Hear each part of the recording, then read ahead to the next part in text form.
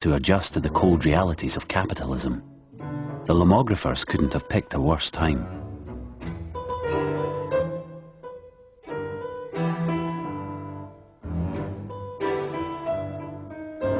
Когда в России начались реформы и пошла перестройка с плановой экономики на рыночную, Ломо увидела, что дальнейшее производство и кино, и фототехники не позволит Ломо конкурировать с открывшимся рынком.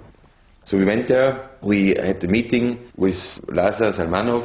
Then he told us in the last 15 minutes before we left again, he told us, by the way, we will stop the production now of this camera because we think we cannot sell it anymore. This is old Soviet crap, so now people like other Japanese cameras. Раньше же мы выпускали до 1,5 миллиона фотоаппаратов в год, начиная от смены 8, любителя и вот Lomo Kompakt. И вот в 90-х годах, когда на рынках России появились, на рынках Советского Союза появились уже фотоаппараты китайского производства, мы их так называем у нас в простонародье мыльницы, с пластмассовым объективом, которые стоили копейки, у нас получилось так, что мы вынуждены были сворачивать производство фотоаппаратов. И в том числе и Lomo Kompakt, несмотря на то, что это был великолепный фотоаппарат.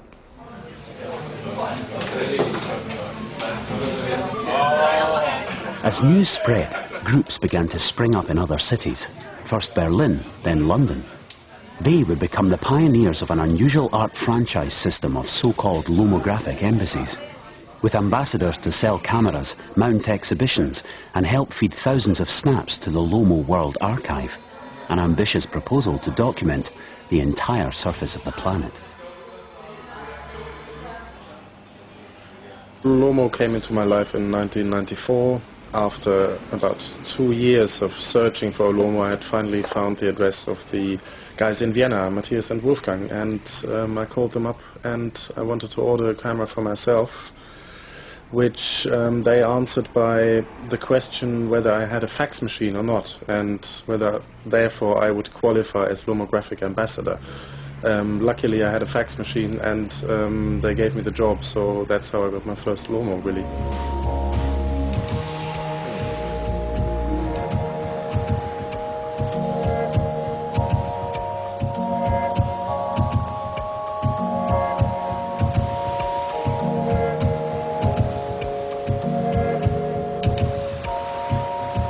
One of the most exciting situations you can get into as a lomographer is traveling, really. Because you enter a space that you don't know, where everything is new to you. If I'm traveling, I shoot 4 times as much film as I do when I'm in London. When I traveled to Japan recently, I decided to go to the fish market at 4 o'clock in the morning, which is definitely not my time. That's really in the middle of the night for me, but in order to get my special Lomo moments, you know, from Tokyo, I wanted to go there. It's wholesale trading of tuna, so you walk into a big warehouse and you have 500 frozen tunas, you know, rolled up, lying there, ready to be auctioned. I spent about an hour with the auctioneers, trying to understand their system and trying to get as many shots off as possible, because this was the most exciting spot. But then I wandered off into the side streets of the market and met the people who had previously bought the tuna and now were chopping it into little pieces and selling it off to other fish sellers or selling it straight there as fresh sashimi or sushi.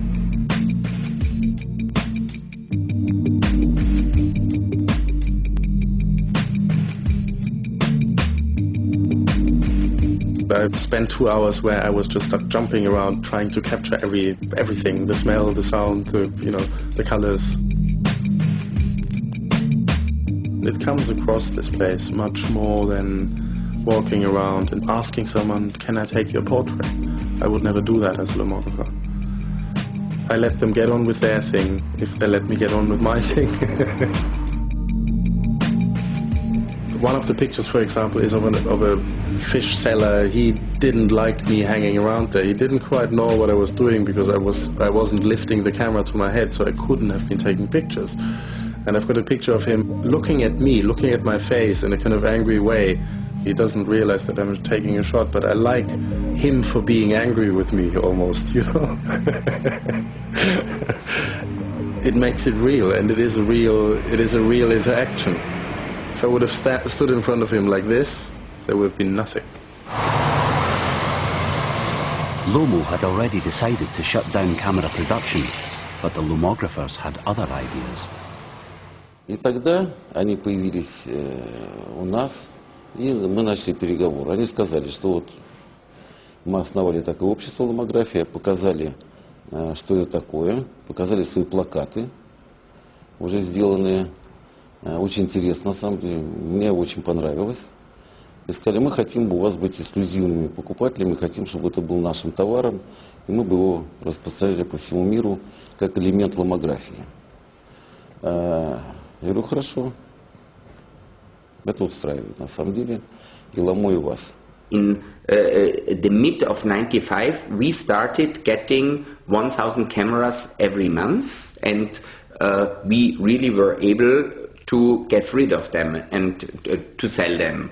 Фотоаппарат был нам невыгоден, некоммерческая получалась сделка, потому что они могли заплатить определенную цену за этот фотоаппарат, а вот себестоимость его была гораздо больше. And they were somehow starting to calculate really the cost of a camera, and finally they found out that the cost is much higher than they thought before. Before it was Soviet times, so there was no relation between costs and price. Price was political, costs were just fact. So they decided to stop it. We got a fax to Vienna and they said, okay, no more cameras. It was a real big problem for us.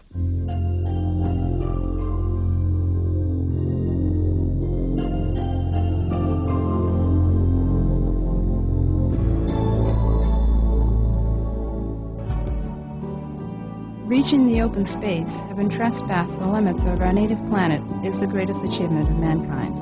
It was made possible by the immense work of astronomers. The history of astronomic development is the history of perfection of astronomic equipment. And Lomo, which is one of the oldest enterprises in St. Petersburg, has played its major role in this process.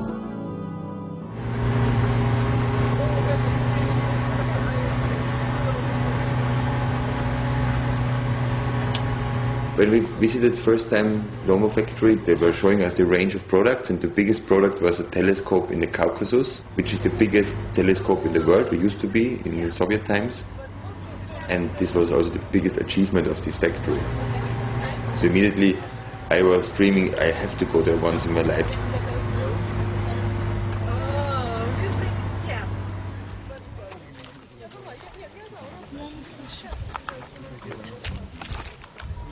Серьезных примеров и больших побед Lomo является создание в 1976 году на то время самого крупного в мире телескопа с диаметром головного зеркала 6 метров.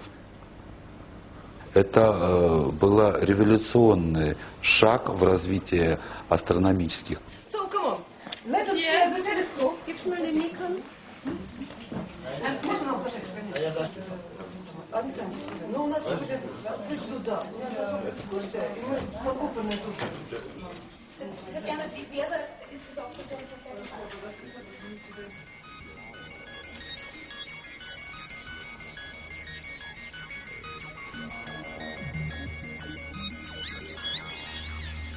We have this incredible telescope, like a big aluminium dome, like 40 meters high, and super architecture from the 70s.